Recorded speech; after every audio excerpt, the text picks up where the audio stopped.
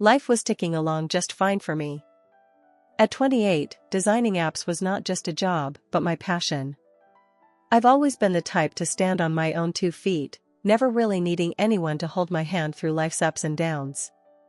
My parents, though miles away in another city, were always just a phone call away, but it's been years since I've asked them for anything more than their love and advice. My cozy apartment was my castle, a stone's throw from the hustle of the design studio, where I poured my creativity into work that felt more like play. I wasn't one for the club scene or loud parties. My idea of a perfect evening was diving into the latest design trends or exploring the genius of the greats in my field. But I did love the outdoors. The quiet solitude of the park near my place was my sanctuary. That's where this whole roller coaster started, on a path I'd walked 100 times before. I remember the day clearly. The sun was just right, not too harsh, casting a gentle glow over the park. I was lost in thought, headphones in, probably mulling over some project or another, when I stepped onto the bike path without looking. Out of nowhere, this guy on a bicycle screeched to a halt right in front of me. "Whoa! Watch where you're going," he shouted, a mix of annoyance and relief in his voice. Startled, I yanked out my headphones. "Oh, shoot. I'm so sorry. I wasn't looking." He was panting, catching his breath, but there was a smile starting to form on his face. Clearly. "You okay, though? Didn't mean to scare you." "Yeah, I'm fine. Just a bit shaken. And you?" "I'll live. Bikes can be replaced, people not so much," he said, leaning on his bike, now completely at ease. That's how I met Alex. He was your typical city guy, worked at a car sales company, always with a story to tell. He had this rugged charm about him, with a grin that could light up the darkest rooms. Despite our rocky start, we ended up chatting right there in the middle of the path. "So, you always jump in front of bikes for fun, or is today a special occasion?" he teased, the smirk never leaving his face. "Huh. First time for everything, I guess. I'm usually more aware of my surroundings," I shot back, trying not to show how embarrassed I was. "Alex," he said, extending a hand. I shook it. "Nice to meet you, Alex. I'm Lena. And let me guess, you're one of those artsy types, right? You've got that creative vibe." I laughed. "Is it that obvious?" "Yeah, I'm a designer. Applications, mostly." "Knew it," he exclaimed, as if he had won a prize. "I work in car sales. Not as glamorous, but it pays the bills." We talked for a bit longer, sharing bits and pieces of our lives. The conversation flowed so easily, it was like we'd known each other for years, not minutes. When we finally said goodbye, we exchanged numbers, and I walked away with a weird feeling in my stomach. Excitement, maybe?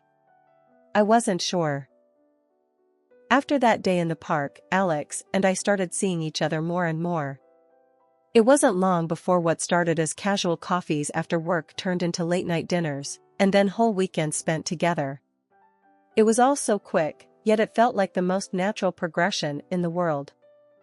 One evening, after a particularly long day at the studio, I came home to find Alex already there, cooking dinner. The aroma of something delicious filled the small apartment, and for a moment, I was taken aback by how domestic and right it all felt. "Hey, you're home early," I said, dropping my keys on the table and heading straight for the kitchen. "What's all this?" "Just thought I'd surprise you with dinner," Alex replied without turning around. "You've been working so hard lately, figured you could use a break." I wrapped my arms around him from behind, resting my head against his back. "You're amazing, you know that?" He chuckled, turning around to face me with a mock bow. "Only the best for my girl. Now go get changed, dinner's almost ready." That night, as we sat eating the surprisingly delicious meal Alex had whipped up, the conversation took a turn I wasn't expecting. "So, I've been thinking," Alex started, his tone more serious than usual. "About?" I prompted, suddenly nervous. "Us. This. Everything we've got going on," he said, gesturing around the apartment. "I think it's time we took the next step. My heart skipped a beat. Next step?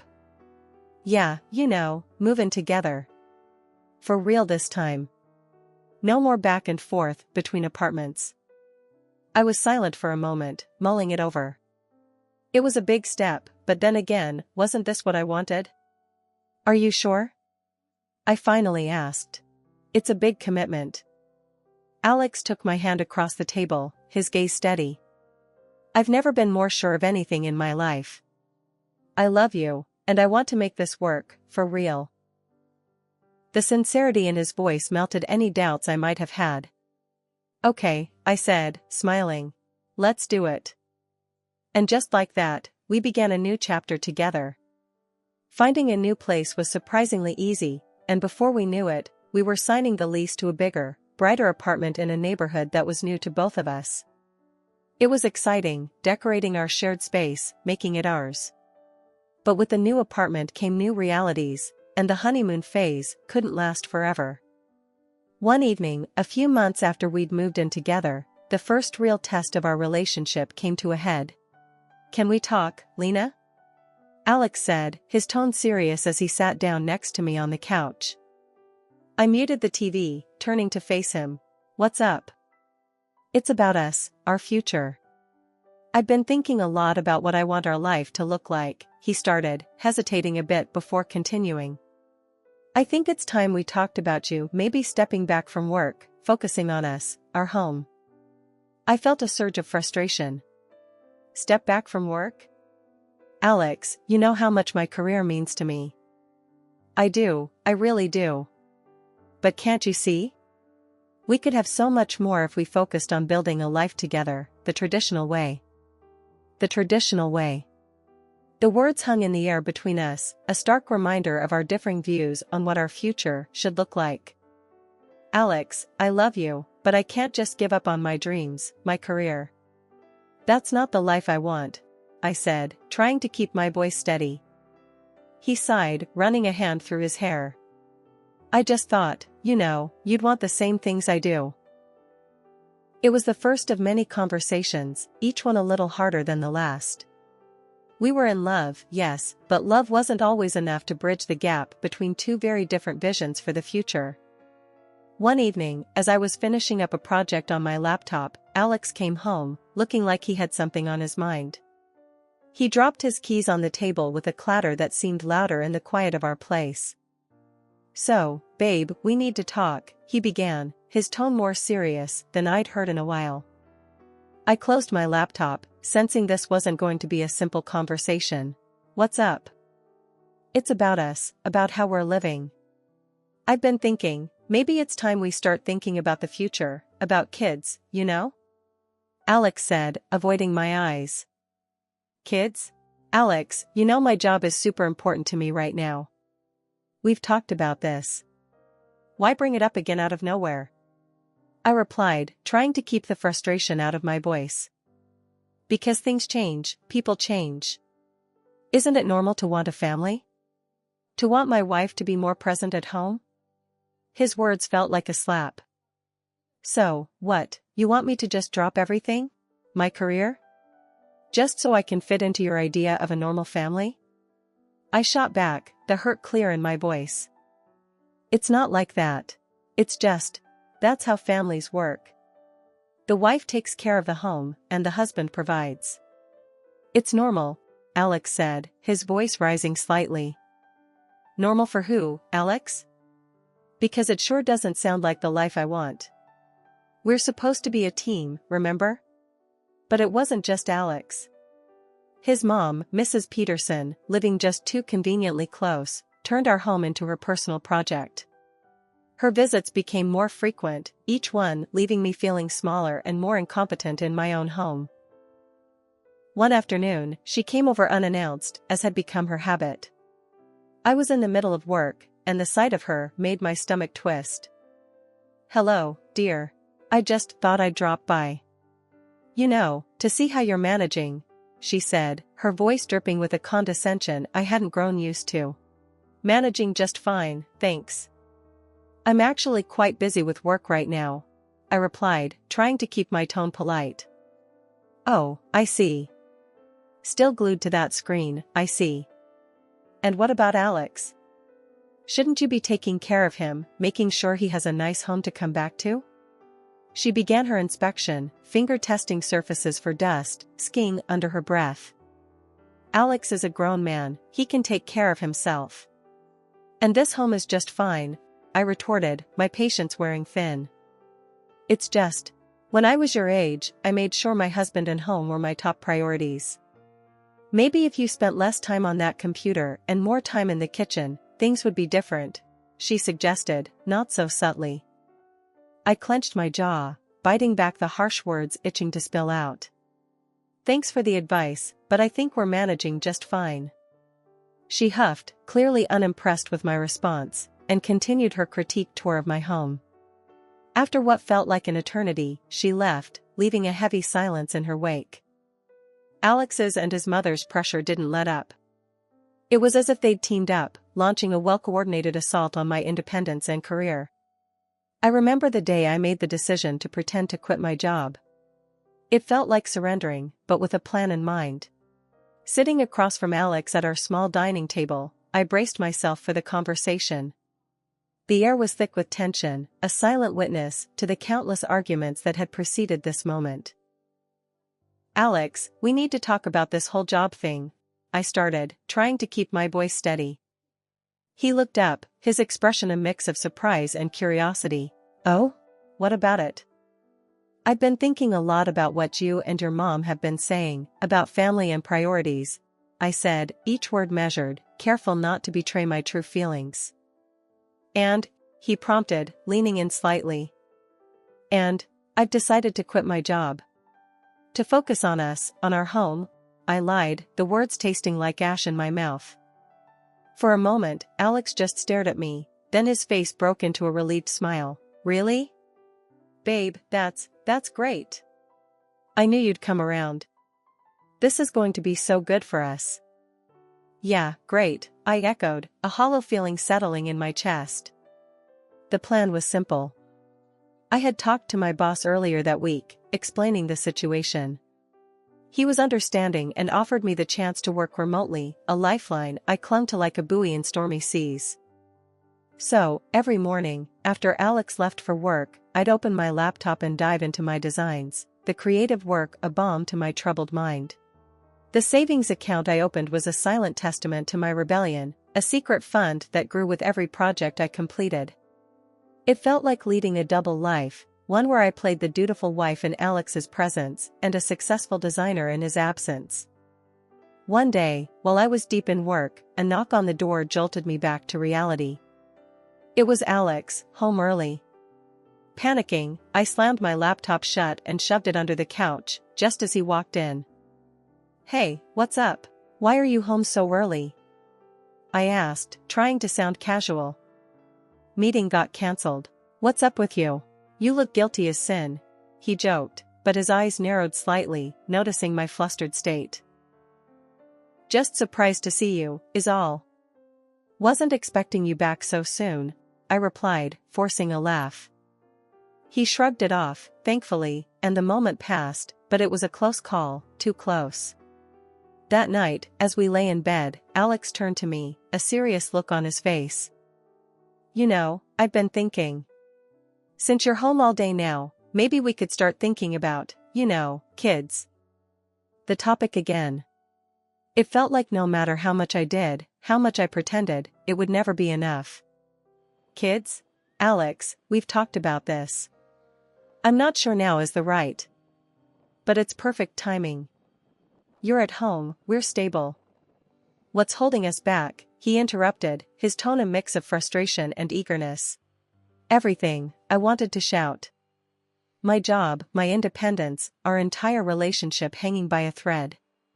But I swallowed those words, replacing them with a non-committal. We'll see, Alex. Let's just take it one step at a time. 3 months into our experiment of living off Alex's salary alone, the cracks were showing, wide and alarming. Our finances were a mess, stretched thinner than I thought possible. I hadn't touched the savings I'd secretly stashed away yet, clinging to the hope that Alex would see reason. But when we sat down to discuss our financial predicament, it blew up in my face. Alex, we can't keep going like this. We're barely making ends meet. I think it's time I went back to work, I said, trying to keep my voice steady. He slammed his coffee cup down, his face clouding over. Back to this again? I told you, we're fine. You just need to cut back on spending. Cut back? I was already stretching every penny till it screamed. Cut back on what, Alex? We're already down to the basics. I haven't bought anything for myself in months. That's not the point. You need to learn to manage better. My mom raised a family on less. He shot back, his words like daggers. I was fuming. His inability to see the reality of our situation was baffling. Before I could argue further, the conversation was cut short by his phone ringing. He picked up, listened for a moment, then hung up with a sigh. Mom's coming over tomorrow. She thinks she can give us some tips on budgeting, he said, as if that solved everything. Great. A lecture on thriftiness from the woman who still did her son's laundry. Just what I needed. The next day, his mom, Mrs. Peterson, arrived with all the subtlety of a bulldozer. Without so much as a hello, she launched into her sermon on saving and scrimping, her voice grating in my ears. You know, dear, when Alex was a boy, we didn't have much. But we made do. Maybe you need to reconsider your priorities, she began, her tone patronizing. I bristled. I appreciate your concern, Mrs. Peterson, but I assure you, I'm very careful with our expenses. She sked, waving a hand dismissively. It's all about sacrifices. Maybe less dining out, more home cooking. Every little bit helps. Dining out? We hadn't seen the inside of a restaurant in months. Her assumptions were baseless and insulting. I'm quite capable of running our household without resorting to extreme measures. Perhaps what we actually need is additional income, I countered, my patience wearing thin. Mrs. Peterson shook her head, a smirk playing on her lips. My son works hard enough. It's not about earning more, it's about spending less. You'll see. With a few adjustments, you'll manage just fine. The adjustments she suggested were ludicrous. Clip coupons, she said, as if I hadn't already scoured every circular and app for discounts. Cook in bulk, as if our freezer wasn't already stocked with meals stretched to their limits. After she left, I was seething. Not only had Alex dismissed my concerns, but now I was being schooled on frugality by a woman who still thought a gallon of milk cost $1. After the whole budget lecture fiasco from Mrs. Peterson, I was at my wit's end. I needed some real advice, someone who'd understand without judging. So, I called the one person I knew would give it to me straight, my mom. I barely got 2 sentences in when Alex barged into the room, his face twisted in anger. He must have heard me talking about going back to work.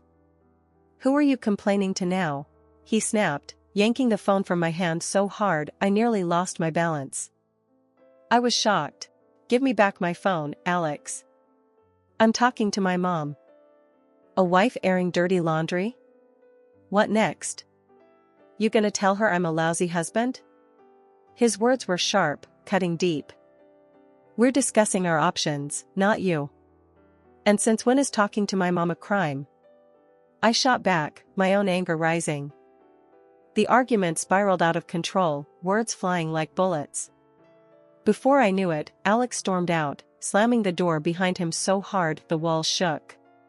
He disappeared for hours, leaving me to stew in a mix of worry and fury. He came back late, reeking of booze and bitterness. The look in his eyes was something I hadn't seen before. You think you're better than me, huh? Making more money, showing me up? He slurred, his words sloppy but venomous. That's not it, and you know it. We're struggling, Alex. I thought if I could work, we'd have a bit more breathing room. I tried to explain, keeping my voice even. He laughed, a harsh, mocking sound. Oh, so it's my fault now? I'm not good enough? Well, listen here, if you don't like how things are, you can just leave. I stared at him, disbelief and anger warring inside me. It's 3 a.m., Alex.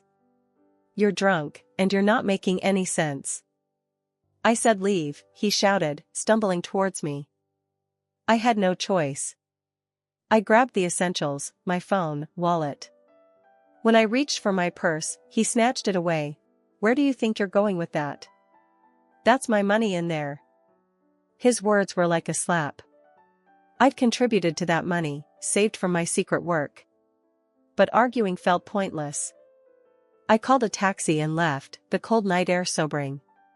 Checking into a nearby hotel, I realized this was a turning point. There was no going back from here. The marriage I thought I had, the life I was trying to build with Alex, it had crumbled away. But I had my strength, my skills, and a little bit of savings to start anew. It was a cold comfort, but it was something. Walking into the lawyer's office the next day, I felt a mix of anxiety and resolve. The weight of my decision pressed down on me, but the need for freedom propelled me forward. The lawyer, a stern-faced man with a surprisingly gentle voice, listened intently as I laid out my situation. He didn't waste any time, pulling out document after document, explaining each step with patience. You're making a brave choice, he said, handing me a pen. Sign here, here, and here. We'll take care of the rest. I signed each paper with a steady hand, my heart racing. It was official now. I was filing for divorce. Returning to the apartment felt surreal. Alex was still passed out on the couch, oblivious to the world crumbling around him. I moved quietly, efficiently, packing my life into boxes and suitcases. Each item I picked up felt like shedding a layer of the past. As I zipped up the last suitcase, Alex groaned, his eyes blinking open. Hey, where's my beer? He mumbled, his voice rough. I couldn't help but marvel at the absurdity of the moment. Beer's the last thing you need to worry about, Alex. He sat up, squinting at the bags. What's this? You leaving? Something like that, I replied, holding out the divorce papers. Consider this my final goodbye. He took the papers, a smirk spreading across his face as he scanned them. This is a joke, right? You'll come back, apologizing, and I might just take you back if you promise to behave. The laugh that escaped me was bitter, laced with freedom. Apologize? For what? For finally standing up for myself? No, Alex. This is it. I'm done. He tossed the papers aside, the smirk fading. You think you can just walk out? You'll be back. I shook my head, a sense of peace settling over me. I won't. And you'll see that I'm better off without you. With that, I grabbed my bags and left the apartment for the last time. The new place was small, nothing fancy, but it was mine. Located just a stone's throw from my old job, it represented a fresh start, a chance to rebuild my life on my terms. I decided to reach out to my old boss, hoping there might be a chance to dive back into work fully. Picking up the phone felt like lifting a weight off my shoulders. Hey, it's me. I was wondering if we could talk about maybe coming back to work. I asked, trying to keep my voice steady. There was a pause, and then, of course. We've missed your talent around here. When can you start? Really? That's great. I can start immediately. Thank you so much. The joy in my voice was palpable. Returning to work felt like coming home. My colleagues welcomed me back with open arms, and slipping back into the rhythm of design and creativity was exhilarating. I was where I belonged, doing what I loved, surrounded by people who respected and valued me. One day, after a particularly successful project presentation, my phone buzzed. An unknown number. Curiosity piqued, I answered. Hello? Lena, it's me, Alex. I heard you're doing well. That's good. His voice was a jolt from the past, but I felt detached, removed from the hurt and anger. Thanks. What do you want, Alex? I lost my job. Things are tough. I was thinking, maybe you could help me out? And, maybe we could try again? The audacity of his request was staggering. After everything, he still thought he could lean on me, use me as a safety net. Alex, that part of my life is over. I'm moving forward, not backward. You should do the same. There was silence on the other end, and then a resigned sigh. Yeah, I guess you're right. Take care, then. Hanging up, I felt a surge of empowerment. I had turned the page, ready to write new chapters on my terms. Life now was about rediscovering who I was outside the shadow of a failed marriage. It was about reclaiming my independence, my identity, and my happiness. I started to explore new hobbies, reconnect with old friends, and even began to entertain the idea of dating again, but with a newfound sense of self-worth and clarity about what I deserved.